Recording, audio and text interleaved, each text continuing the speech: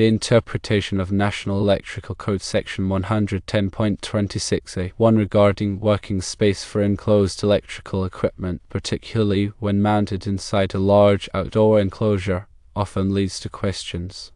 Let's consider a scenario where an inspector insists on working space according to 110.26 for equipment within an EMA1 enclosure placed outdoors.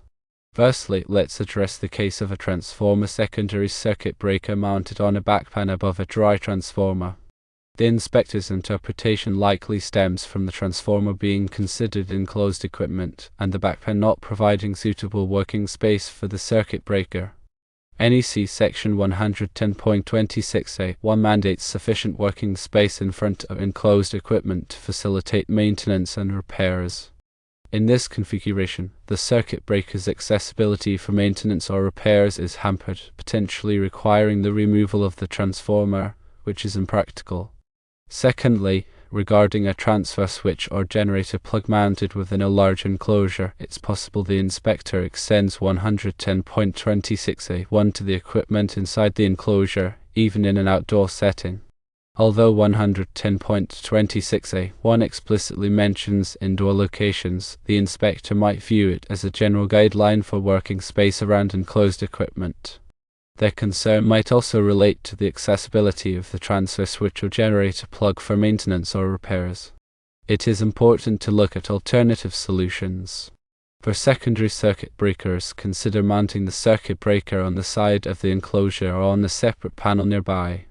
For transfer switches or generator plugs, ensure the equipment's mounting location provides ample working space and easy accessibility for maintenance. This may involve using a larger enclosure or reconfiguring the equipment layout. Understanding the National Electrical Code requirements for working space around electrical equipment is critical for electrical safety. Section 110.26 of the National Electrical Code, titled Spaces About Electrical Equipment, outlines these requirements. These requirements aim to provide sufficient space for personnel to safely operate and maintain electrical equipment. The specific requirements vary based on voltage levels and equipment configurations, but the core principle remains consistent. It mandates adequate clearance for safe access, operation, and maintenance. Subpart of 110.26 covers working space. 110.26 addresses working space requirements. The depth of the working space is determined by the voltage to ground and condition of the location as follows. Condition 1 is 0 to 150 volts to ground, Condition 2 is 151 to 600 volts to ground, and Condition 3 is 601 to 2500 volts to ground. For Condition 1, there is a minimum clear depth of 3 feet. For Condition 2, the minimum clear depth is 3 feet, and for Condition 3, the minimum clear depth is 4 feet. Condition 1 describes exposed live parts on one side and no live or grounded parts on the other side of the working space, or exposed live parts on both sides effectively protected by insulation or other means. Condition 2 describes exposed live parts on one side and grounded parts on the other side. Condition 3 describes the exposed live parts on both sides of the working space, not effectively protected by insulation or other means. The width of the working space should be a minimum of 30 inches. The height of the working space should be a minimum of 6 feet 6 inches or the height of the equipment, whichever is greater. Adequate illumination should be provided for the working space. Equipment likely to require examination, adjustment, servicing, or maintenance while energized should have sufficient illumination. The location of the equipment affects the working space requirements. Indoor installations generally followed the specific dimensions outlined in 110.26a(1). Outdoor installations may require additional considerations such as weather protection and accessibility. Enclosed equipment, as discussed in the original question, further complicates the interpretation of 110.26a(1), especially when placed within larger enclosures. When equipment is enclosed, the space within the enclosure must also meet the working space requirements if maintenance or operation is expected to be performed while the equipment is energized. It is imperative to engage in open communication with the electrical inspector to understand their rationale and specific concerns. By doing so, You can work collaboratively to ensure a solution that complies with code requirements and aligns with the inspector's expectations. This dialogue can prevent misunderstandings and lead to a smoother inspection process. When dealing with electrical installations, always prioritize safety and compliance. The National Electrical Code provides a comprehensive framework for safe electrical practices. However, interpretations can vary, so clear communication with inspectors and a thorough understanding of the code are essential. If you encounter a situation where the code interpretation is unclear, seek clarification from qualified electrical professionals or the local authority having jurisdiction. Doing so will help ensure the safety and reliability of your electrical installation. Remember, these codes and standards are meant to protect individuals and property from electrical hazards.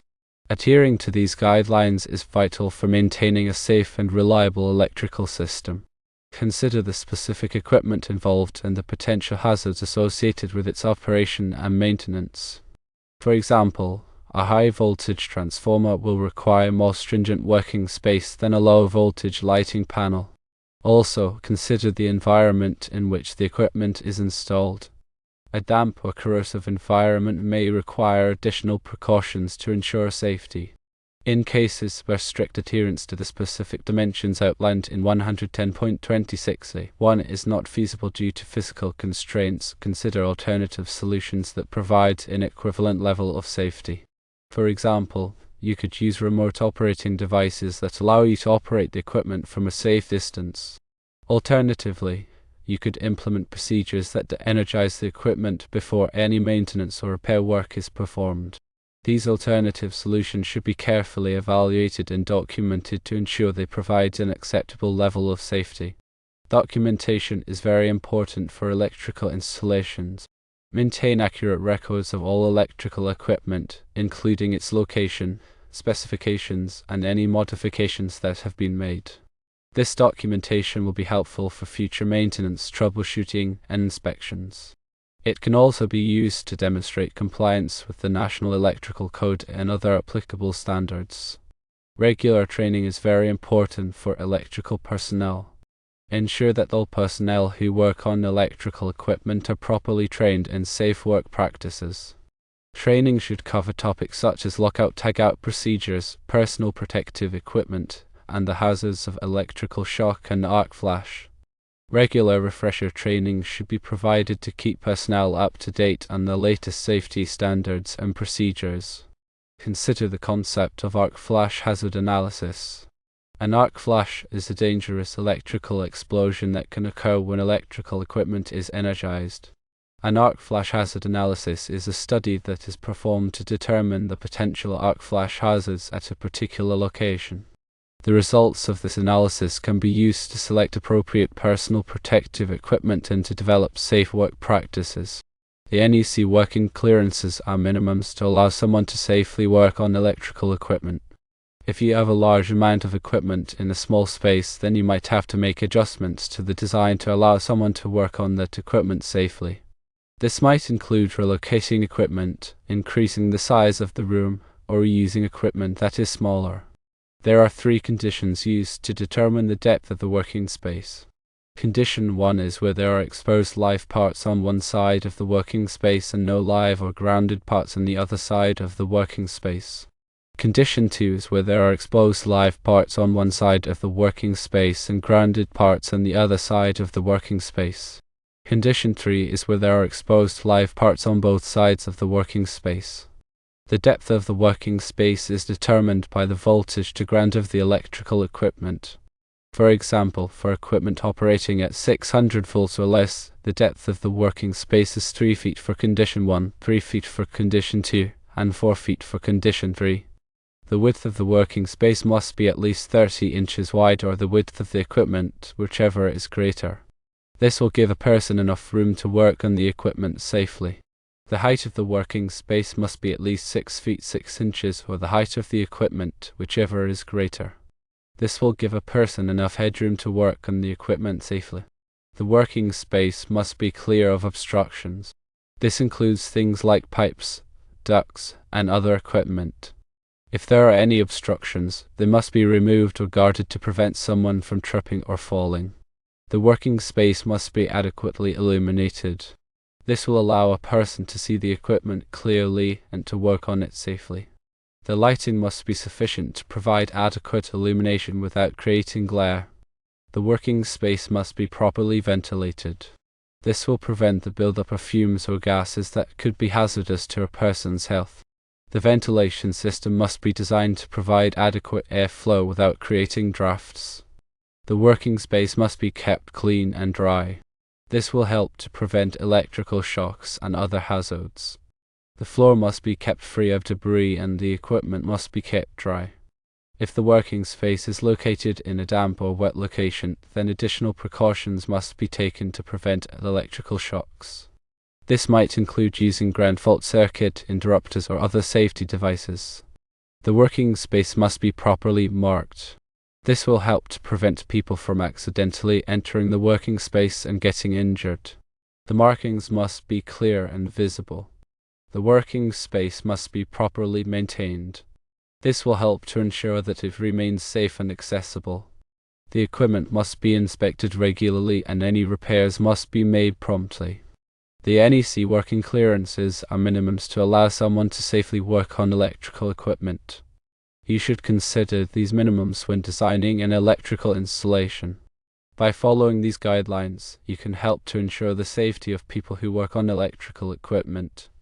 It is important to note that these are just general guidelines and that the specific requirements for working space may vary depending on the type of equipment and the location where it is installed.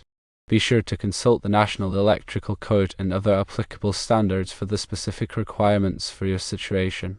Remember that electrical codes are constantly being updated, so it is important to stay up to date on the latest changes. The NEC is updated every 3 years, so make sure you are using the most recent version. The National Fire Protection Association also publishes a number of other standards related to electrical safety, so be sure to consult these as well. By staying up to date on the latest codes and standards, you can help to ensure the safety of people who work on electrical equipment. It is important to have a good working relationship with your local electrical inspector.